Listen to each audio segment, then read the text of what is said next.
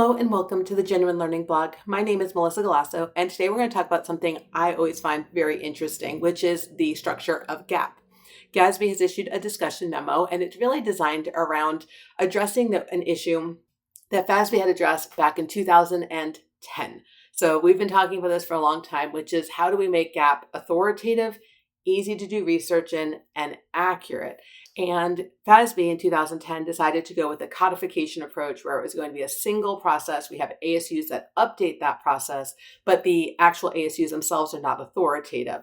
And so the codification is the one true place to find GAAP, and that's where you do your research. So when they issued ASU 2016-02 for leases, that updated and created topic 842 within the codification. However, every time they amended leases, there'd be subsequent ASU numbers.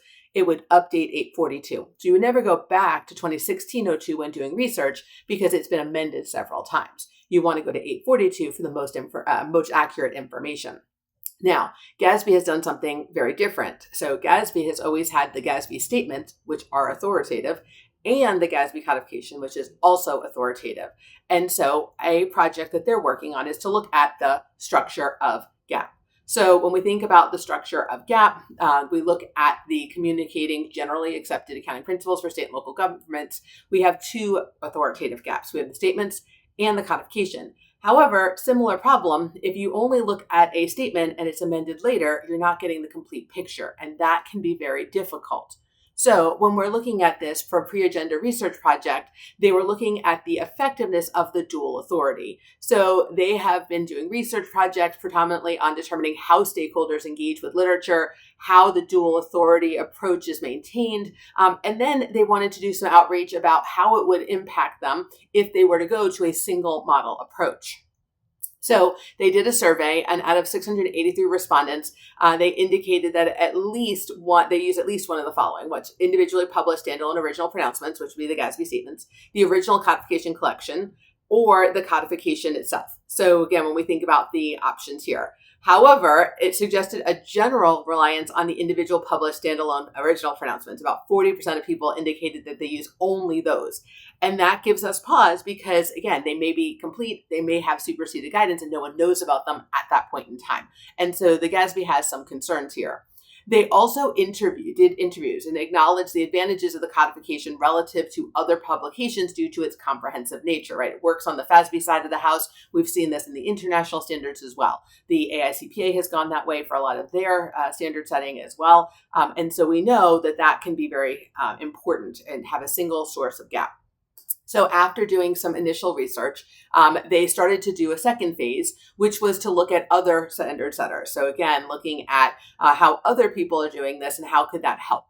So they were looking at identifying alternatives for the components that comprise what would be a potential single authority, and then getting feedback through a due process document, which is what we're going to focus on today. So as part of that, the single authority approach, the GAAP to GAAP, they would have just the single codification. It would have all GAAP and as well as some other, content in there, which we do have today. And it would eliminate the issuance of authoritative original pronouncements. And so it would be much more like the FASB where you have these updates, but they're not authoritative. You would just have the codification in there. And the codification already exists. It was developed in 1984, and it has various parts and sections. So in the parts area, you're going to have general principles, financial reporting, measurement, specific balance sheet items, and then standalone reporting for specialized units and activities. When we look at this is the highest level of GAAP. Within there are various sections. And so that's where you go to the subsections in order to find the actual topical grouping. And so this has been around, again, since 1984, which is the year that the GASB was created. So this is not a new concept. It's just that we tend to, based on the information we're receiving, over-rely on the statements themselves. We don't go to the codification. And so one of the things that they're looking at is how would they communicate a change? And that would be through a non-authoritative standalone document, sort of like the ASUs that we see in FASB, in combination with a pending content to communicate changes to a single authority codification. Again, very similar to what we see in the FASB world. So both the new requirements and changes would be considered amendments, and then they could be either insertions, deletions, or just modifications for changes. So this would be a major change, and the GASB is looking for feedback. So comments are due August 31st, and they'd love to hear from you as to what, do you like this idea? And they have some questions that you can answer. Do you believe that a single version of authoritative guidance makes more sense? So if this is of interest to you, please give feedback. If you haven't, take a look at the codification, right? If you go to the GASB website, there is a codification available to you in addition to the actual statements. And so see how you work through there. Can you see the authoritative, the non-authoritative? They have a lot of the implementation guide information in there. And so it's actually pretty handy. We just don't use it very much. We would have to change how we cite things and things of that nature. So I think it's a very interesting project. And I hope that you take a look and provide the GASB with comments. But with that, I want to thank you for joining me today on the Genuine Learning blog, and I hope to see you on a future blog. Have a great day, guys. Bye-bye.